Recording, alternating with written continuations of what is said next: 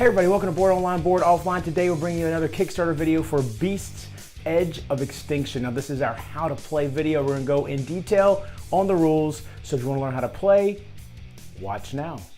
First, players need to choose the starting player. This may be done randomly or players may simply choose. Shuffle both the events deck as well as the resources deck and place both decks in the play area, leaving room for a discard pile for each.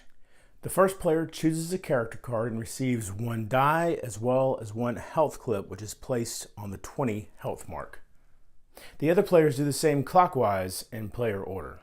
As a player takes damage or as she recovers health, she will move this health marker up and down the track to indicate her current amount of health. And that's the setup. To begin play, starting with the first player and rotating clockwise, each player draws 3 resource cards, revealing them one by one to all other players. Resources are always revealed when drawn. Once the first player has revealed her starting 3 resource cards, play moves clockwise to the next player who does the same. Some resources, such as this Rabid Dodo attack, are instant actions. If an instant action is revealed, it must be resolved immediately before drawing any additional cards, and once resolved, like other cards when they're resolved, will be placed in the discard pile. Instant actions do still count toward the player's 3 resource card total for the round, despite being immediately resolved. Once all players have revealed their resource cards and resolved any instant actions which may have occurred, the first player reveals the top event card and starts the round. Event cards affect all players simultaneously.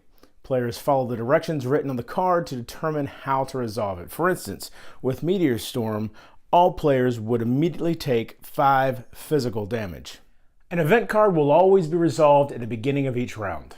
After the event card is resolved, each player now has 2 actions each to use during the round.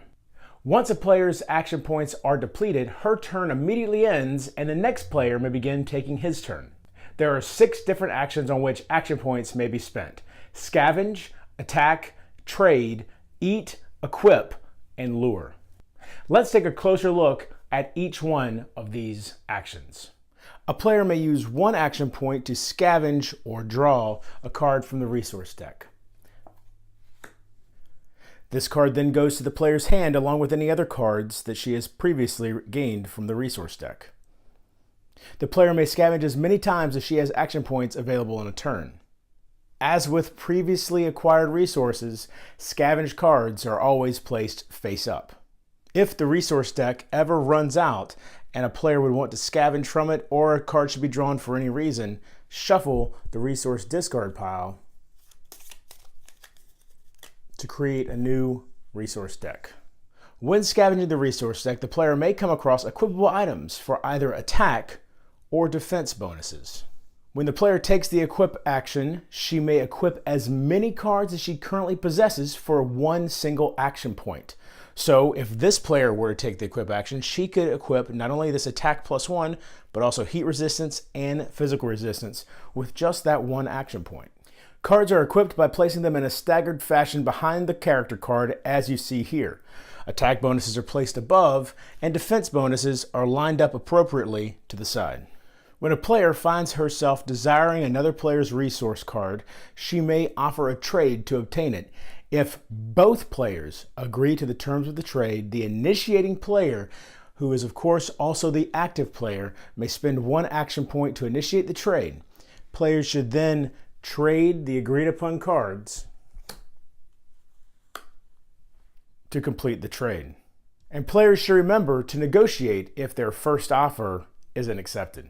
When scavenging the resource deck, the player may come across food such as meat. For 1 action point, a player may eat as many edible items as she currently possesses, gaining the indicated health benefit, in this case, 1 health. The eaten card is discarded to the resource discard pile. To attack, the active player first selects her target and then both players roll a die. Add the amount rolled to any bonuses the player has scavenged from the resource deck.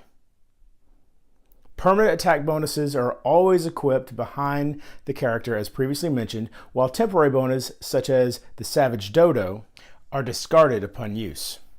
If the total generated attack is greater than the defense roll, the damage taken is the difference between the two. So for instance, if the Sabertooth attacked the Arctudus and rolled a 6 and then had 1 permanent attack bonus, making this a 7, and discarded the Savage Dodo, which adds 1 to an attack roll, this would be an 8 now. Compared to the Arctudus's 3, 5 damage is done to the Arctudus.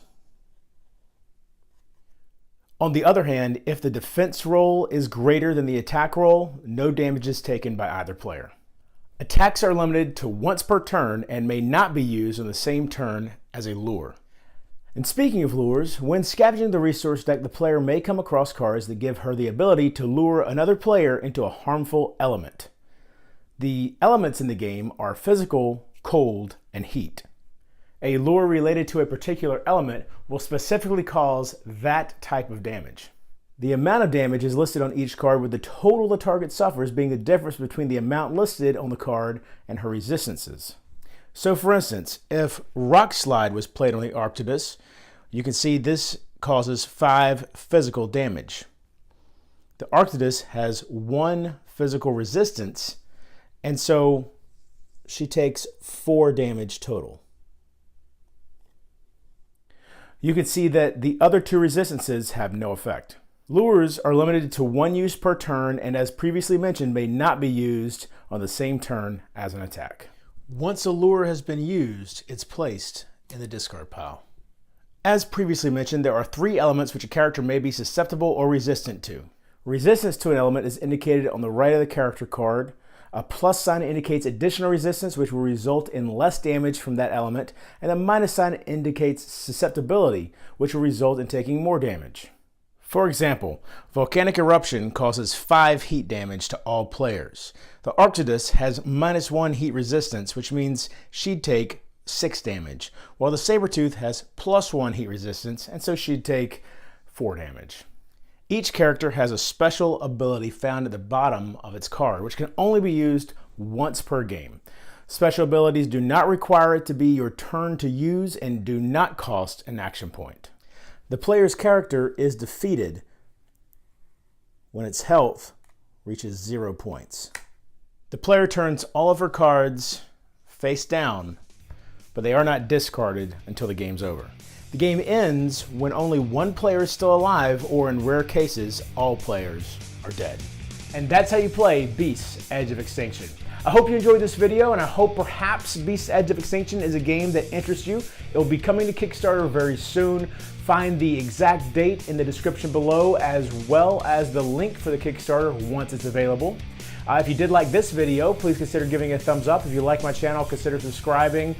Find different ways that you can support the channel if you're so inclined, also in the description below. And until next time, if you're bored online, bored offline.